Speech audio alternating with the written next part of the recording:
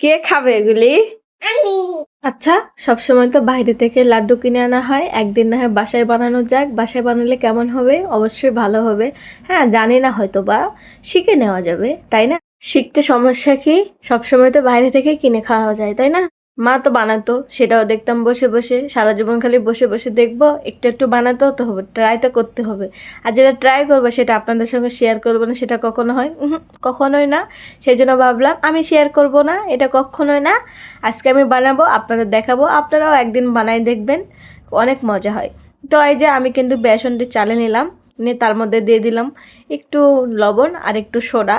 Soda মানে baking powder, soda ছিল না আমার, একটু ছিল, একটু দিয়ে দিছিলাম, অল্প একটুই ছিল।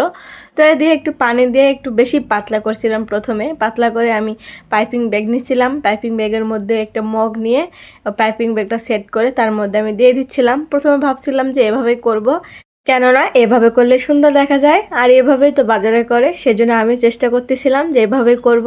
তো বিসমিল্লাহ করে যখন শুরু করতেছিলাম, প্রথমে তো বেরই হচ্ছিল না, মনে হয় আমার সঙ্গে মানে ফাজলামি করতেছিল, এরকম একটা ব্যাপার। ফাজলামি এমনভাবে করতেছিল যে আমার হাতে পুরো বের হয়ে গেছিলো পাইপিংয়ের উপর দিয়ে।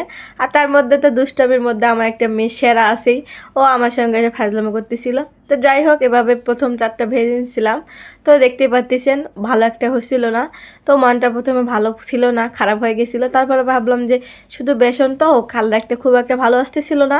সেই জন্য যেহেতু ফুড কালার ছিল আমার রুমে, তো আমি একটু ফুড কালার দিয়ে নিলাম। তো আপনারা চাইলে দিতেও পারেন, না দিলেও চলবে, কোনো সমস্যা নেই। তো আমার ছিল, আমি দিলাম। তো আপনাদের না থাকলে না দিবেন, কোনো সমস্যা নেই। তো পরে 4টা দিলাম, বুন্দিয়া যেভাবে ভাজে সেভাবে দিলাম। তো 2বার এভাবে ভাজে নিয়েছিলাম। নেওয়ার পরে সবার লাস্টে চিন্তা করলাম যে সবাই দেখি অনলাইনে যে বড়ার মতো করে দেয়, দিয়ে ভেজে নেয়, ওটা তারপর ব্লেন্ডার করে। প্রথমে ভাবছিলাম যে ওভাবে করবো, তারপর দেখতেছি না, ব্লেন্ডার যেহেতু কড়াই লাগবে, তো বড়ার মতো করে নেই, তাড়াতাড়ি হবে। আর আমার মেয়ে তো খুবই জ্বালাচ্ছিল, সেই জন্য বড়ার মতো করে নিয়েছিলাম। এই যে পুরো 1 বাটি আমার হয়েছিল। এখন যে ব্লেন্ডার করতে, তো ও বলতেছিল যে আমাকে একটু দাও, আমি একটু খাবো।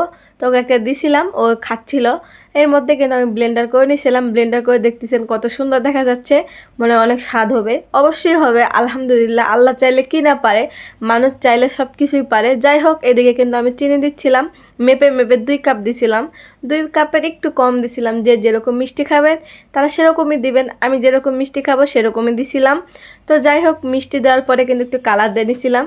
কালারটা কিন্তু এখন দিতেই হবে, আপনার বাসায় থাকতেই হবে এখন কালার। কালার না দিলে লাড্ডুর কালারটা আসবে না। আপনি বেসনের মধ্যে যদি কালার না দিতে চান চলবে, কিন্তু চিনির মধ্যে কিন্তু কালারটা দিতেই হবে, নাহলে লাড্ডুর যে কালারটা সেটা কিন্তু আসবে না, বাজারের মতো দেখা যাবে না, দেখা যাবে একটা অন্যরকম সিস্টেম।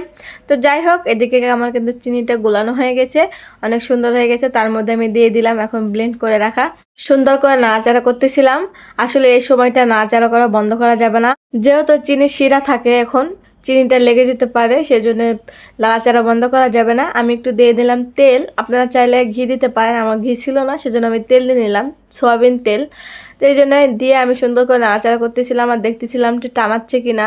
দেখতেছেনই তো, টানা যাচ্ছে সুন্দর করে। তো যতক্ষণ টানাবে না ততক্ষণ আপনার লাগতেই থাকবেন। এই যে আমার টানা গেছে, আমি চুলাটা কিন্তু অফ করে দিয়েছি। টানে গেলে কিন্তু বন্ধ করে দিবেন, নাহলে কিন্তু লেগে যাবে। এই যে আমি তখনই কড়াই থেকে নামাই নিচ্ছিলাম আরেকটা বাটির মধ্যে, কেননা ওখানে রাখলে দেখা যাবে চিনির শিরা যেহেতু আটকে যেতে পারে, যেহেতু ওটা কড়াই। তো এখানে ঠান্ডা করে নিয়েছিলাম, ঠান্ডা করে নিয়ে আমি লাড্ডু বানাতে শুরু করে দিয়েছি। এই যে সুন্দর করে দেখতে পাচ্ছেন কত সুন্দর ফিনিশিং আছে, আপনাদের কাছ থেকে দেখাই দিলাম। তো আমি লাড্ডু বানাচ্ছিলাম, আমার মেয়ে তো আছে উস্তাদি, ও বানাচ্ছিল অবশ্য, ও কিন্তু ক্যামেরার মানে পিছনে, সেজন্য ওকে দেখা যাচ্ছিল না। ও আমার সঙ্গে গল্প করতেছিল, আমার মুখ চলতেছে, আপনারা দেখলে হয়তো বা বুঝতে পারবেন। আমিও বানাচ্ছি, ও বানাচ্ছে, ও বলতেছে কি আম্মু কি আম্মু, বলতেছিলাম লাড্ডু আর কি, ও লাড্ডু খাবে, সেজন্যে মানে যখন থেকে শুনছে লাড্ডু তখন থেকে আর কি, তখন থেকে খাবো খাবো বলতেছে। তো যাই হোক, এই যে আমার লাড্ডু বানানো শেষ। কেমন হলো অবশ্যই কিন্তু কমেন্ট করে জানাতে পারেন। আজকে এই পর্যন্ত, সবাই ভালো থাকবেন। আর আমার মেয়ে তো ভিডিও দেখে তো অস্থির, আর লাড্ডু পেয়ে তো আরো খুশি, আলহামদুলিল্লাহ।